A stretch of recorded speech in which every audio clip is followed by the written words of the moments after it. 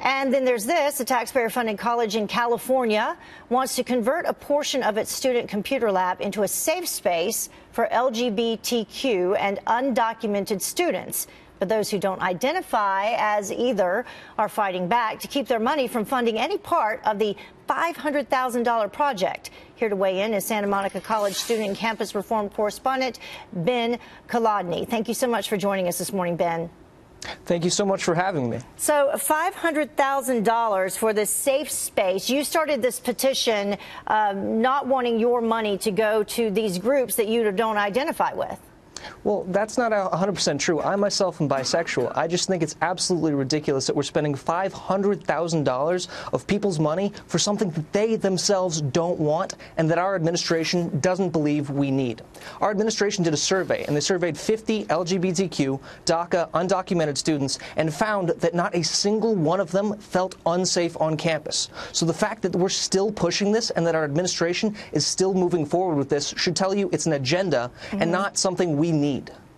Well, let's take a look at the actual master plan as it was stated. It was to develop a plan to establish a gender equity center to serve all students interested in or having a need for services regarding issues of gender, sexuality, identity, and inclusion. So is there a need for this? Not according to the students who were surveyed. As I said, 50 students were surveyed, and not a single one of them felt unsafe on this campus.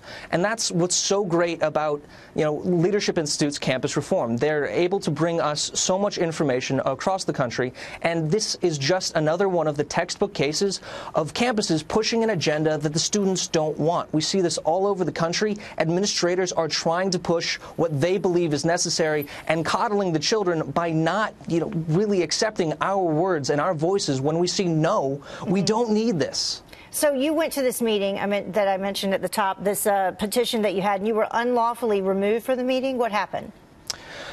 So the California state law governing public meetings states that I must be allowed to make a public comment after new information has been made. Unfortunately, though, there was no public comment section at that point, and myself and another student were both ejected for our objection to this awful waste of our money and of a valuable student resource, our computer lab, which is going to be taken up to make space for this place. Yeah, and let's take a look at that, the actual physical proposal. They want to renovate the existing computer lab space, convert the area into this gender social justice center. They say that it'll provide counseling, lounging, and some collaborative spaces. But the bottom line, you say, is the administration doesn't want to pay for it, so they want the students to pay for it instead.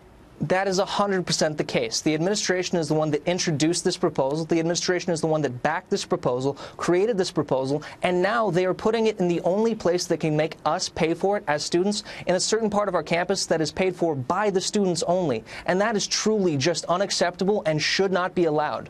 The Santa Monica College students are outraged, and over 400 of us have signed a petition saying that this is not okay. Yeah. Well, hopefully they will let your voices be heard as well, and so the whole issue can be debated as it should be. Ben Kolodny, thank you so much for joining us this morning. Appreciate it.